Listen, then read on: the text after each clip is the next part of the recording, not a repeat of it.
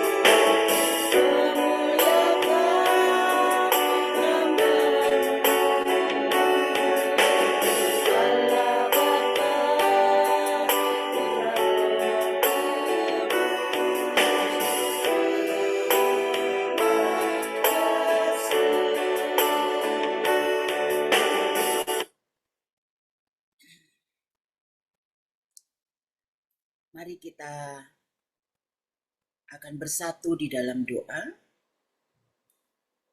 Selamat pagi, Bapakku yang sungguh baik buat kehidupan kami semua. Terima kasih karena Engkau sudah memelihara kami, menjaga kami sepanjang malam. Sehingga pada pagi hari ini Tuhan, Engkau masih memberikan kesempatan dan kesehatan. Sehingga kami boleh berkumpul bersama-sama saudara kami seiman untuk memuji nama Tuhan, memuliakan nama-Mu ya Bapa. Dan kami akan mendengarkan sabda-Mu yang pegangan dan sumber kehidupan kami. Terima kasih ya Bapa, karena Engkau sungguh baik. Kami juga berdoa untuk saudara-saudara kami yang sudah hadir pada pagi hari ini. Berkati Tuhan. Kami juga berdoa untuk saudara kami yang belum bisa bergabung pada pagi hari ini. Tolong Tuhan berikan kesempatan dan berikan kerinduan untuk bergabung setiap hari Rabu doa pagi ini. Kami menyerahkan semua pelayan pada hari ini ke dalam tangan kuasa Tuhan. Pimpin kami, biarlah sungguh-sungguh melayani dengan hati. Kami juga menyerahkan firman Tuhan yang akan dibawakan oleh hamba-Mu dan OBS. Biarlah Tuhan akan tolong. Semuanya hanya untuk kemuliaan nama-Mu saja. Di dalam nama Tuhan Yesus Kristus, kami sudah berdoa dan mengucap syukur. Amin.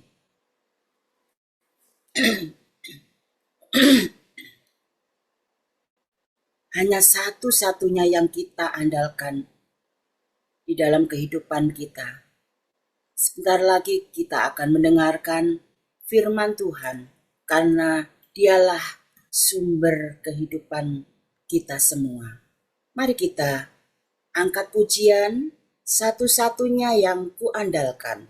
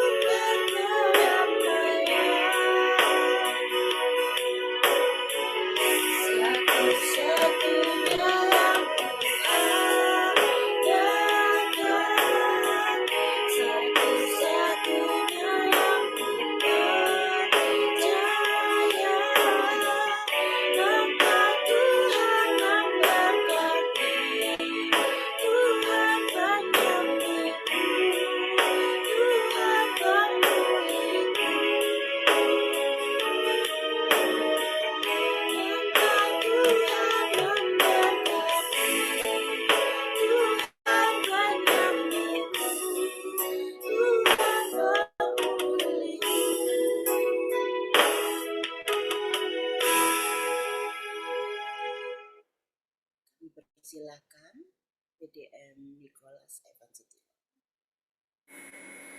Shalom, selamat pagi Bapak Saudara yang dikasihi Tuhan. Hari sebelum kita bersama-sama merenungkan firman Tuhan, kita persiapkan hati kita dengan berdoa. Mari kita berdoa Bapak Ibu Saudara. Tuhan, kami mengucap syukur pagi hari ini Engkau memberikan kami kesempatan sekali lagi untuk boleh bersekutu bersama dalam pertemuan doa pagi ini. Kami boleh memuji Tuhan, kami boleh memanjatkan pokok-pokok doa kami, dan kami juga boleh disegarkan kembali oleh kebenaran firman Tuhan. Kami serahkan pemberitaan firman Tuhan pada hari ini dalam tangan-Mu, kiranya Tuhan yang boleh pimpin dari awal sampai akhirnya. Dan di dalam nama Tuhan Yesus kami sudah berdoa. Amin. Ya, selamat pagi Bapak Saudara yang dikasihi Tuhan. Pagi hari ini saya rindu membagikan sebuah perenungan dari Mazmur pasal 10. Ini satu bagian firman Tuhan yang saya ambil dari sebuah bab, dari sebuah buku tentang perenungan tentang Mazmur gitu ya Bapak Ibu. Nah, sebelum kita memulai lebih jauh, saya mau mengajak kita untuk membaca Mazmur pasal 10 ini secara keseluruhan. Bapak Ibu bisa baca dari Alkitab ataupun handphone masing-masing, tapi sambil bersamaan Bapak Ibu membacanya, saya akan memutarkan Alkitab audio juga melalui video ini. Jadi silakan Bapak Ibu membaca sambil mendengarkan suaranya juga, Bapak Ibu. Saya akan memutarkan videonya.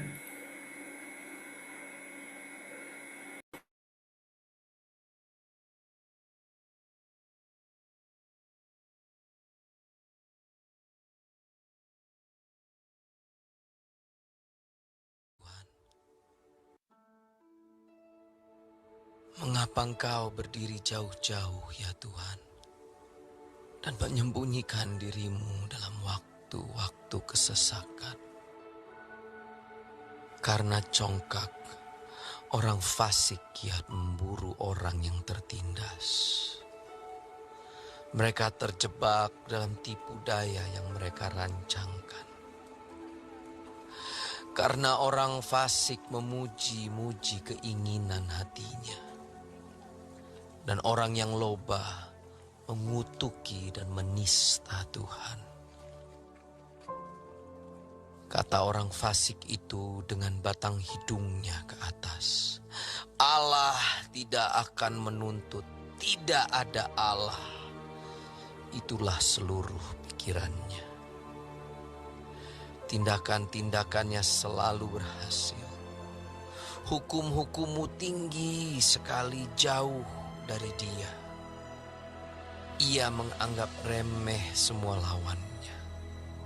Ia berkata dalam hatinya, aku takkan goyang, aku tidak akan ditimpa malapetaka turun-temurun. Mulutnya penuh dengan sumpah serapah, dengan tipu dan penindasan. Di lidahnya ada kelaliman dan kejahatan. Ia duduk menghadang di gubuk-gubuk. Di tempat yang tersembunyi ia membunuh orang yang tak bersalah. Matanya mengintip orang yang lemah. Ia mengendap di tempat yang tersembunyi seperti singa di dalam semak-semak. Ia mengendap untuk menangkap orang yang tertindas. Ia menangkap orang yang tertindas itu dengan menariknya ke dalam jaringnya. Ia membungkuk dan berniarap. Lalu orang-orang lemah jatuh ke dalam cakarnya yang kuat. Ia berkata dalam hatinya, Allah melupakannya. Ia menyembunyikan wajahnya dan tidak akan melihatnya untuk seterusnya. Bangkitlah Tuhan, ya Allah, ulurkanlah tanganmu. Janganlah lupakan orang-orang yang tertindas. Mengapa orang fasik menista Allah sambil berkata dalam hatinya, Engkau tidak menuntut. Engkau memang melihatnya. Sebab engkaulah yang melihat kesusahan dan sakit hati. Supaya engkau mengambilnya ke dalam tanganmu sendiri. Kepadamulah orang lemah menyerahkan diri. Untuk anak yatim, engkau menjadi penolong. Patahkanlah lengan orang fasik dan orang jahat. Tuntutlah kefasikannya, sampai engkau tidak menemuinya lagi. Tuhan adalah Raja untuk seterusnya dan selama-lamanya. Bangsa-bangsa lenyap dari tanahnya. Keinginan orang-orang yang tertindas telah kau dengarkan ya Tuhan. Engkau menguatkan hati mereka. Engkau memasang telingamu untuk memberi keadilan kepada anak yatim dan orang yang terinjak. Supaya tidak ada lagi seorang manusia di bumi yang berani menakut-nakuti. Ya Bapak Ibu, inilah yang menjadi sebuah seruan pemazmur. Dan ketika kita melihat apa yang terjadi di dalam kehidupan kita beberapa waktu ini gitu Bapak Ibu, ya kita melihat berita-berita yang ada. Yang pertama, kalau kita lihat di dalam negara kita Indonesia, beberapa waktu yang lalu ada satu kasus penyiraman kepada salah satu aktivis HAM yang namanya adalah Andri Yunus. Dan kita bisa melihat bagaimana di negara kita sendiri, ketika seseorang menyuarakan keadilan itu, tidak semuanya bisa merespon dengan baik. Bahkan dalam berita-berita yang disampaikan menyatakan bahwa pelaku penyiraman ini salah satunya adalah orang yang seharusnya menjaga negara kita, yaitu dari militer gitu Pak Ibu.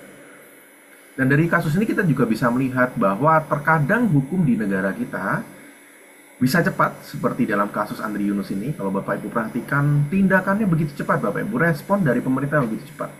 Tapi ada juga kejadian-kejadian kasus-kasus di mana ada kasus pelanggaran HAM ataupun kasus lainnya yang mungkin bahkan lebih besar kasusnya, tapi tidak dilakukan respon dengan baik. Salah satu contoh yang kita bisa lihat adalah pelanggaran HAM yang dilakukan di tahun 1998. Buktinya, Ibu Sumarsi selalu melakukan aksi Kamisan setiap hari Kamis, tapi ini juga tidak pernah direspon dengan baik oleh pemerintah. Nah, kalau kita lihat lebih jauh lagi di dalam dunia kita, Bapak Ibu Saudara, kalau kita perhatikan Bapak Ibu, dalam berita 2 hari yang lalu, kalau saya tidak salah baca ya Bapak Ibu ya, dalam BBC News Indonesia menyatakan seperti ini Bapak Ibu. Amerika Serikat mengklaim bahwa mereka melakukan perundingan dengan Iran untuk menyelesaikan perang. Ini satu hal yang baik ya begitu ya Bapak Ibu ya. Tapi kalau kita baca lagi, ternyata yang mengklaim hanya Amerika Serikat. Dan ketika dicari tahu dari pihak Irannya sendiri, Kementerian Luar Negeri Iran membantah telah terjadi perundingan antara Iran dan Amerika Serikat. Bahkan 2 hari yang lalu, berdekatan dengan berita ini, ada berita tentang pengeboman yang masih terus dilakukan oleh Iran ke Israel ataupun sebaliknya. Mari kita lihat berita yang menjadi cuplikannya ini ya Bapak Ibu. Saya akan share video sedikit.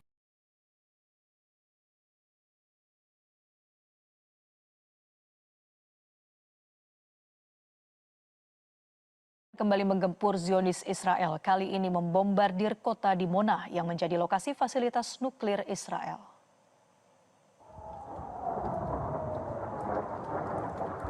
Wow. Wow. Wow. Wow. Wow. Apa? Wow. Inilah detik-detik saat rudal Iran berhasil menembus sistem pertahanan udara Iron Dome Israel dan menghantam kota Dimona pada Sabtu malam waktu setempat. Rudal Iran juga mampu bermanuver dan menghindari rudal pencegat Iron Dome sebelum melesat menghancurkan target. Pasukan penjajah Zionis Israel dengan terbuka mengakui tidak mampu mencegah rudal-rudal Iran.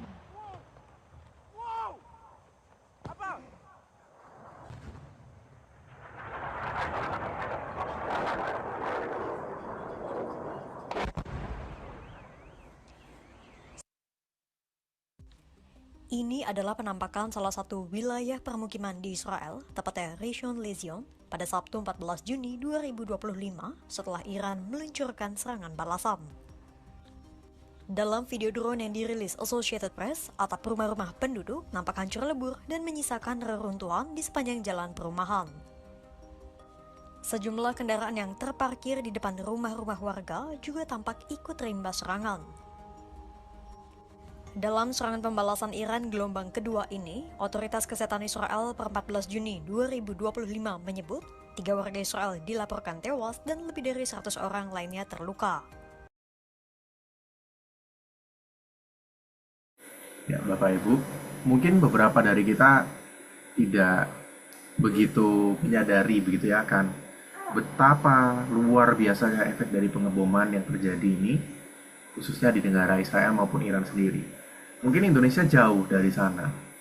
Tapi kalau kita lihat video yang pertama tadi adalah video 2 hari yang lalu ketika Iran kembali mengebom Israel.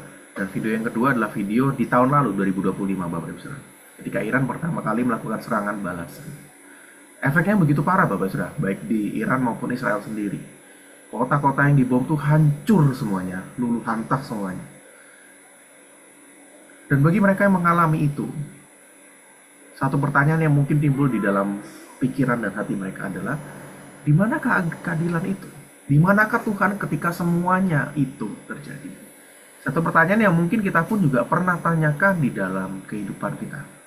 Ketika Tuhan yang adil itu seakan diam dan tidak melakukan tugasnya terhadap segala kejahatan ataupun ketidakadilan yang sedang terjadi di sekitar dunia kita. Dan inilah yang juga ditanyakan oleh pemazmur di dalam Mazmur pasal 10 ini.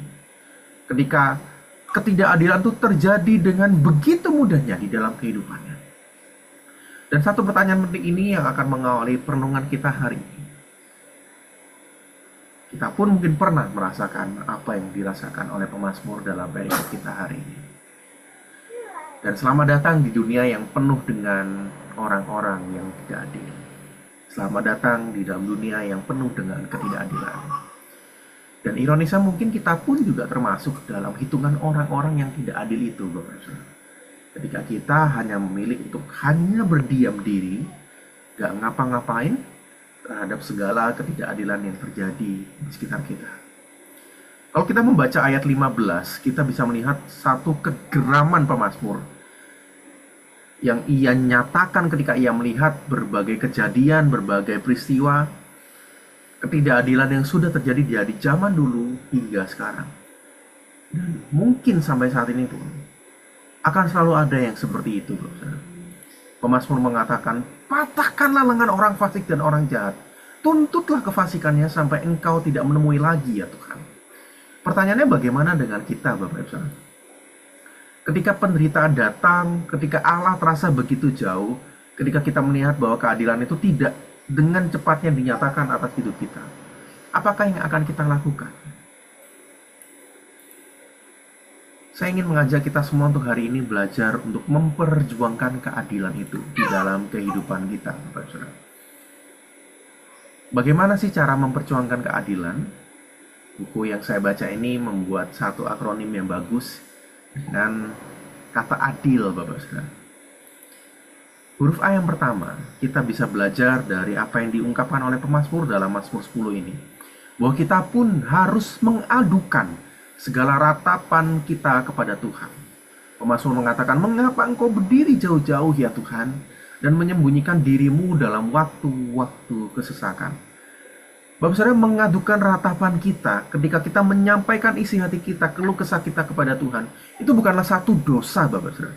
Tuhan malah ingin supaya kita anak-anaknya bisa mengungkapkan semuanya itu. Daripada kita ngomel ke orang lain, kita ngomel di Instagram, di media sosial, kita ngomel kepada setiap orang yang kita temui atas apa yang terjadi dalam kehidupan kita, Tuhan lebih senang ketika kita ngomel menyampaikan keluh kesah kita di dalam doa-doa kita kepada Tuhan. Kalau kita baca dalam Mazmur 10 ini, Bapak Saudara, tidak ada judul di awal Mazmur ini. Tidak ada pengantar, tidak ada ajakan untuk beribadah, tidak ada seruan pujian, dan pemazmur langsung menumpahkan pertanyaan yang membakar jiwanya. Mengapa ya Tuhan? Mengapa engkau begitu jauh? Mengapa engkau bersembunyi? Dan mungkin kita pun bisa mengerti perasaan itu, Bapak Saudara. Mungkin kita pun juga pernah bertanya seperti di ayat pertama Mazmur pasal 10 ini. Atau kalaupun belum, suatu hari nanti, kita pun akan ada waktunya di mana kita bertanya kepada Tuhan seperti apa yang ditekankan oleh pemazmur ini. Karena kenyataannya di dunia ini begitu banyak ketidakadilan yang terjadi. Kemudian keluhannya ini dilanjutkan di ayat 2 sampai ayat yang 11. Pemazmur memulai dengan pertanyaan gelisah di ayat 1, lalu dilanjutkan dengan keluhan yang mendesak bahwa orang jahat tampaknya selalu lolos dari kejahatan mereka. Orang jahat yang digambarkan oleh pemazmur adalah orang-orang yang angkuh, kejam, penuh kekerasan, dan menindas. Mulutnya penuh dengan sumpah serapah, dengan tipu daya dan penindasan. Dan bukan hanya kata-katanya yang jahat. Kalau kita baca dan dengarkan dari Mazmur pasal 10 tadi, Bapak Saudara, tindakan orang-orang jahat, orang-orang zalim ini lebih buruk lagi. Ia bersembunyi di desa-desa menunggu korban yang tidak berdaya, seperti singa mengintai mangsanya. Bahkan firman Tuhan mencatat ia membunuh orang yang tidak bersalah. Ia menunggu orang lemah untuk menerkamnya. yang tak berdaya diremukkannya. Dan kalau kita melihat apa yang terjadi di sekitar kita, baik di dalam negara kita maupun lebih luas lagi di dalam dunia kita, dalam setiap konflik dan peperangan yang terjadi, bukankah kejahatan yang seperti ini masih terjadi dalam dunia kita hari ini? Ini terjadi lewat perang yang terjadi antara Israel dan Iran. Kalau kita lihat lagi beberapa waktu yang lalu, ada satu berita yang muncul tentang pembantaian orang-orang Kristen di Nigeria. Bahkan ini terjadi dalam kekerasan yang dilakukan oleh aparat keamanan. Dan kita baca dalam berita Andri Yunus maupun kasus-kasus lainnya. Dan kalau kita lihat dalam kejadian, dalam kehidupan orang-orang percaya di Indonesia, orang-orang Kristen di Indonesia, bukankah masih banyak terjadi penolakan terhadap gereja? Bahkan pembakaran gereja dan penganiayaan orang Kristen masih terjadi di beberapa daerah pelosok di Indonesia. Inilah yang terjadi di dalam kehidupan kita, di mana seringkali yang kaya dan yang berkuasa mendapatkan jalan mereka, sementara yang miskin dan lemah yang tak berdaya itu tidak punya harapan. Ini terjadi baik di tingkat politik maupun di dalam bisnis, di dalam kehidupan pekerjaan yang kita alami, bahkan di dalam gereja pun terkadang ini juga bisa terjadi. Keserakahan, tipu daya, dan penghancuran, semuanya yang digambarkan di dalam Mazmur tadi, seringkali masih terjadi dalam kehidupan kita. Melihat berbagai hal yang terjadi di dalam politik pemerintahan negara kita belakangan ini, ataupun di dalam kehidupan kita, kita teringat akan satu pernyataan seorang penulis buku, yaitu George Orwell. Dia mengatakan bahwa bahasa politik dari semua kepentingan politik itu dirancang untuk membuat kebohongan terdengar benar dan pembunuhan tampak terhormat, Bapak Saudara. Ini lagi ya Bapak Saudara, bahasa politik dari semua perpolitikan yang dirancang itu semuanya dirancang untuk membuat kebohongan terdengar benar dan pembunuhan tampak terhormat. Dan entah kita setuju atau tidak, hal itu sangat sesuai dengan apa yang terjadi dalam Mazmur pasal 10, Bapak Ibu. Itulah yang dilihat pemazmur di dunia ini. Dan itu bukan hanya terjadi di Indonesia, tetapi juga di seluruh dunia. Dalam segala konflik, segala ketidakadilan yang terjadi, inilah yang terjadi, Bapak. Ketika yang kaya, yang berkuasa semakin menikmati semua halnya, dan yang miskin, yang tidak berdaya malah semakin menderita. Dan inilah juga yang dilihat pemazmur pada zamannya. Ia memahami bahwa di balik semuanya ini ada satu masalah yang lebih mendalam. Ada satu akar teologis, masalah teologis yang mendalam. Yaitu adanya sebuah kerusakan. Rusaknya hubungan antara manusia dengan Allah. Ini yang menyebabkan semua ketidakadilan itu terjadi di dunia ini. Ada 3 hal yang dikatakan oleh orang fasik ini kepada dirinya sendiri. 3 suara hati yang kita bisa lihat di ayat yang keempat sampai ayat yang ke-11 ini, Bapak. Dan perhatikan, Bapak. Seringkali apa yang kita katakan berulang-ulang kepada diri sendiri itu punya pengaruh besar terhadap kondisi spiritual kita, terhadap kesejahteraan pribadi kita, dan hubungan kita dengan orang lain. Dan kita melihat bahwa apa yang orang fasik ini katakan dalam hatinya, 3 hal yang menjadi suara hati dari orang fasik ini juga mengungkapkan kondisi kerohaniannya. Yang pertama, ia mengatakan tidak ada Allah. Secara praktis ia adalah seorang ateis yang tidak mau menyembah Allah. Saya katakan secara praktis karena seperti yang terlihat dalam Mazmur ini, jauh di dalam hatinya ia tahu Allah itu nyata. Tetapi ia terus meyakinkan dirinya dan orang lain bahwa Allah itu tidak ada. Ia ingin menolak keberadaan Allah supaya ia bisa melakukan apapun yang ia mau, termasuk pembunuhan. Dan logikanya secara sederhana, kalau nggak ada Allah, maka tidak ada penghakiman. Kalau tidak ada penghakiman, maka tidak ada pertanggungjawaban. Mengenai orang-orang ateis merasa bahwa tidak ada Allah, karena mereka ingin melakukan apa yang mereka ingin lakukan, supaya mereka bisa berbuat sesuka hatinya. Makanya di ayat 6 ini ia berkata hal kedua kepada dirinya. Aku takkan goyah sepanjang zaman, aku takkan tertimpa malapetaka turun-temurun. Dan alasan dibalik kesombongan ini adalah keyakinannya yang semu, bahwa tidak ada Allah yang akan menghakimiku. Tapi di ayat 11, pada akhirnya kita menemukan satu ironi yang besar. Ketika dari awal ia mengatakan tidak ada Allah, tidak akan ada penghakiman, tidak ada menghakimiku. Tapi di akhir perenungan orang fasik itu, Petrus mengatakan bahwa orang fasik itu berkata dalam hatinya, Allah telah melupakannya. Ia menyembunyikan wajahnya, ia tidak akan melihatnya. Lalu siapa yang ia maksud dengan kata ia itu kalau bukan Allah? Kalau ternyata Allah yang katanya tidak ada itu, siapa yang dimaksudkannya? Hati nuraninya merasa bersalah karena jika ia benar-benar tidak percaya bahwa Allah ada, ia tidak perlu khawatir. Tapi kenyataannya orang fasik ini merasa cemas, merasa takut kalau Allah yang ia tolak sebenarnya memang melihat semua kejahatannya. Dan inilah wawasan rohani yang luar biasa yang kita bisa lihat dari pemazmur dalam Mazmur pasal yang ke-10 ini. Ia menyingkapkan dilema batin seorang ateis. Karena semakin keras seseorang berusaha meyakinkan dirinya bahwa Allah tidak ada, semakin dalam juga ia tahu bahwa Allah memang ada di dunia ini. Dan setelah kita memahami pergumulan pemazmur dengan orang fasik ini, keluhan pemazmur ini bukan ia nyatakan, bukan karena ia menjadi korban secara pribadi, Bapak Saudara, tetapi karena ketidakadilan yang terus dibiarkan, terus-menerus terjadi, tapi banyak orang diam akan ketidakadilan ini. Sehingga hal ini membuatnya sulit mengenali karakter Allah. Ia merasa jauh dari Allah karena Allah tampak diam terhadap ketidakadilan, dan ia bergumul apa gunanya berharap pada Allah kalau Allah seolah membiarkan kejahatan begitu saja. Dan pertanyaan ini bukan satu tanda ketidakpercayaan Bapak Ibu, tapi satu tanda kejujuran iman. Berapa banyak dari kita yang pernah merasakan hal yang sama? Saat doa kita belum dijawab, saat keadilan itu belum kunjung dinyatakan.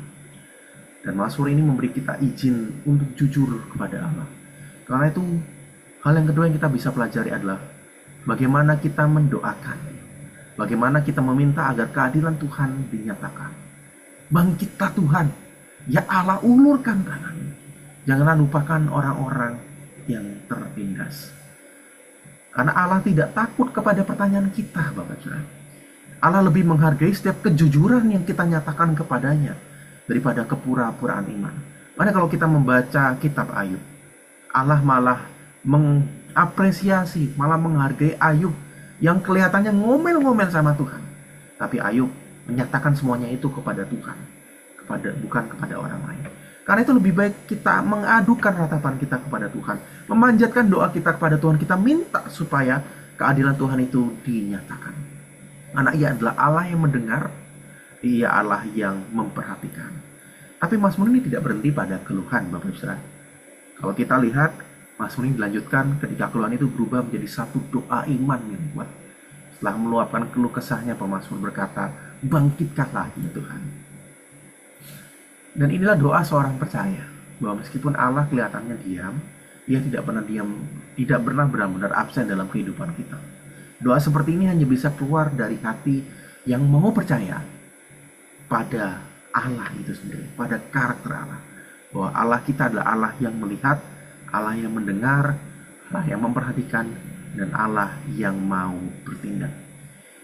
Pemazmur akhirnya berkata, Engkau ya Tuhan telah mendengarkan keinginan orang-orang yang tertindas. Engkau menguatkan hati mereka, Engkau memperhatikan keadilan mereka. Kalau kita perhatikan, kita melihat satu pertumbuhan bagaimana iman pemazmur tumbuh di tengah penderitaan yang ia alami. Pada awalnya ia mulai dengan keluhan, tapi pada akhirnya ia berakhir dengan satu keyakinan iman. Ia mulai dengan mengatakan, mengapa engkau bersembunyi? Dan di akhir renungannya pemazmur mengatakan, Engkau telah mendengar. Karena itu kiranya setiap doa dan tuntutan yang kita panjatkan kepada Tuhan juga boleh berakhir dengan satu keyakinan iman. Meskipun awalnya kita mengadukan seruan kita, mengadukan ratapan kita kepada Tuhan, kiranya di dalam doa kita itu Tuhan juga mengubahkan hati kita, supaya setiap keluhan dan ratapan itu dia bisa ubahkan menjadi satu keyakinan iman, bahkan menjadi satu sukacita, satu tarian dalam kehidupan kita, bahwa ia adalah Tuhan yang mendengar dan akan menepati setiap janjinya, bahwa janjinya itu iya dan amin. George Muller mengatakan bahwa awal dari kecemasan adalah akhir dari iman, dan awal dari iman yang sejati adalah akhir dari kecemasan. Karena itu mari kita juga belajar, Bapak Saudara, supaya ketika kita berdoa kepada Tuhan, kita juga mengimani setiap janji-janji yang Tuhan nyatakan pada kita, bahwa janjinya itu ya dan amin.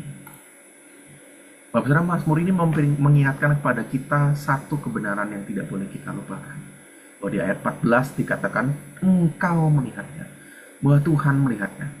Bahwa Allah yang kita sembah itu adalah Allah yang melihat. Ia melihat segala ketidakadilan yang terjadi. Ia melihat air mata orang yang tertindas. Ia melihat kejahatan yang tersembunyi di balik senyum yang palsu itu. Dan ia akan bertindak tepat pada waktunya yang indah. Seperti yang dikatakan oleh pepatah Belanda ini, Bapak, bahwa Allah itu tidak akan bertindak langsung, namun ia pasti akan bertindak di akhirnya. Sesuai dengan waktunya Tuhan, sesuai dengan rancangan Tuhan yang indah, yang tepat dalam kehidupan kita. Dan suatu hari nanti, seperti pepatah ini, kita akan lihat bahwa keadilan Allah itu akan dinyatakan secara sempurna ketika Kristus datang kedua kalinya, ketika Kristus datang kembali sebagai hakim yang benar. Namun sampai hari itu tiba, kita dipanggil untuk menjadi alat keadilannya di dunia ini. Karena itu marilah kita berjuang sambil kita menanti kedatangan Kristus yang kedua ini. Kita terus berjuang untuk melakukan kebenaran dengan tindakan kita. Seperti yang dikatakan oleh Yesaya pasal 1 ayat 17 ini. Saya akan membacakan bagi kita semua. Basuhlah, bersihkanlah dirimu, jauhkanlah perbuatan-perbuatanmu yang jahat dari depan mataku. Berhentilah berbuat jahat, belajarlah berbuat baik, usahakanlah keadilan, kendalikanlah orang-orang kejam, belalah hak anak-anak yatim, perjuangkanlah perkara-perkara janda-janda. Nah, Bapak Saudara, kita bersyukur bahwa Alkitab tidak berhenti di Mazmur pasal yang ke-10 ini. Ketika kita mendekati Jumat Agung, kita 1 minggu lagi, kita akan merayakan Jumat Agung dan merayakan pembangkitan Yesus di dalam Paskah. Di dalam peristiwa Jumat Agung, peristiwa kematian Yesus, kita melihat satu hal yang sangat mengejutkan, bahwa di kayu salib justru terjadi ketidakadilan yang terbesar di dalam sejarah. Yesus yang tidak berdosa dihakimi seperti penjahat. Yesus yang tidak berdosa itu difitnah, dipukul, bahkan disalibkan. Dan kalau kita pun berdiri di bawah kaki salib pada saat itu, kita mungkin akan berkata kepada Tuhan, ini tidak adil ya Tuhan. Di manakah Tuhan? Di manakah keadilan itu? Kenapa orang yang benar justru menderita? Dan bukankah ini persis seperti yang dinyatakan oleh Mazmur pasal 10? Tapi Bapak Saudara, disitulah rahasianya. Keadilan Allah bukannya tidak datang, tetapi sedang dikerjakan dengan cara yang tidak kita duga. Di salib, Allah tidak menutup mata terhadap kejahatan. Sebaliknya Allah menanggungnya sendiri melalui pribadi dan karya keselamatan Kristus. Dosa tidak diabaikan, keadilan tidak dilupakan, malah semuanya itu ditumpahkan ke atas Kristus, supaya keadilan dan kebenarannya boleh dinyatakan di dalam kehidupan kita. Dan ketika kita merayakan Paskah nanti, maka kita mengingat bahwa kebangkitan Kristus itu menjadi satu deklarasi Tuhan, bahwa kejahatan tidak menang, bahwa kematian tidak lagi berkuasa, bahwa keadilan Allah pasti ditegakkan. Mari kita mengingat perenungan dari Mazmur pasal 10 tadi, bahwa Tuhan engkau melihatnya, engkau memperhatikannya. Dan dalam Yesus kita tahu bahwa Allah bukan hanya melihat, tapi Dia bertindak. Karena itu Bapak Saudara, marilah kita memasuki minggu Prapaskah yang semakin mendekat ini, semakin mendekat di dalam perayaan Jumat Agung dan Paskah ini. Mari kita bertanya dalam hati kita, bukan bertanya apakah dunia ini adil, tetapi bertanya dalam hati kita, apakah kita masih percaya bahwa Tuhan kita adalah Tuhan yang adil, bahwa Ia adalah hakim yang adil. Mungkin hari ini ada pergumulan kita yang belum selesai. Mungkin hari ini ada doa-doa kita yang belum terjawab. Mungkin hari ini masih ada luka-luka kita atas setiap ketidakadilan yang kita pernah alami. Tapi Mazmur pasal 10 tadi mengajarkan kita untuk jujur, untuk berseru, bertanya, bahkan bergumul dengan Tuhan. Dan salib Tuhan, salib Kristus, dan kebangkitannya yang akan kita sama-sama rayakan nanti, mengajarkan kita untuk berharap bahwa keadilan itu tidak pernah gagal, hanya belum selesai. Karena itu marilah kita mempersiapkan hati kita untuk datang kepada Tuhan dan dengan kejujuran seperti pemazmur berkata. Seperti akronim yang kita sama-sama sudah pelajari tadi. Adil. Adukanlah ratakanmu kepada Tuhan. Doakan dan mintalah agar keadilan Tuhan itu dinyatakan atas kita. Dan imanilah bahwa janji Tuhan itu ya dan amin. Dan yang terakhir, yang paling penting, lakukanlah setiap kebenaran itu melalui tindakan kita. Kiranya Tuhan menolong kita semua. Mari kita berdoa, Bapak Ibu. Terima kasih Tuhan Yesus, firman-Mu sudah selesai diberitakan. Ajar kami Tuhan untuk bisa melakukan apa yang Tuhan nyatakan melalui firman Tuhan ini. Kami sadar bahwa seringkali kami juga masih gagal untuk memperjuangkan keadilan dalam kehidupan kami. Bahkan di dalam seruan kami kepada Tuhan, kami bukannya minta tolong kepada Tuhan, tapi kami malah seringnya mempersalahkan Tuhan. Ampunilah kami ya Tuhan. Kami mau menyerahkan setiap kami ke dalam tangan, agar kiranya semakin kami mendekati perayaan Jumat Agung dan Paskah ini, Tuhan juga boleh semakin mempersiapkan hati kami, agar kami boleh menyambut perayaan akan kebangkitan-Mu ini dengan hati yang siap, dengan hati yang mau diubahkan, dikalibrasikan lagi dengan hati Tuhan. Kami serahkan setiap kami dalam tangan-Mu, hanya di dalam nama Tuhan Yesus kami sudah berdoa. Amin. Saya serahkan kembali kepada Ibu Rini.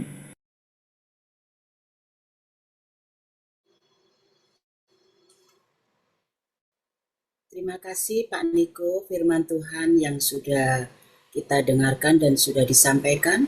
Biarlah kita semua mendengar firman Tuhan ini. Sebentar lagi kita akan menaikkan doa-doa syafaat yang kemarin sudah dibagikan melalui pedati. Untuk Ibu dan Bapak yang belum mendapatkan doa pada pagi hari ini, nanti boleh mengambil salah satu dari doa-doa pada pagi hari ini. Sebelum kita akan naikkan doa syafaat, mungkin mau ditampilkan dulu, Jessica, doa-doanya untuk mengingat. Mari kita sebelum menaikkan doa syafaat kita bersama-sama, kita akan naikkan pujian sejauh timur dari barat. Nanti untuk penutup, saya mohon Bapak Edi akan menutup persekutuan kita dan doa syafaat kita. Sejauh timur dari barat.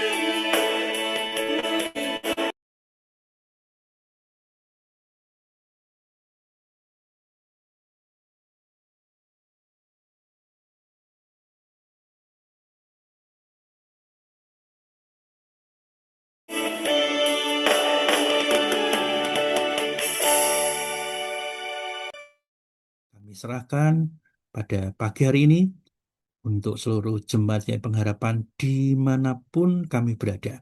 Apapun yang kami pikirkan, katakan, dan lakukan, semuanya tentang Tuhan. Semuanya diberkati oleh Tuhan. Kami, ya apa yang kami usahakan dibuat berhasil oleh Tuhan. Terima kasih ya Tuhan. Di dalam namamu Yesus Kristus, Allah kami yang hidup, kami berdoa. Amin. Kita pujikan Bapa, terima kasih. Bapa, terima kasih. Bapa, terima kasih. Bapa di dalam surga, ku berterima kasih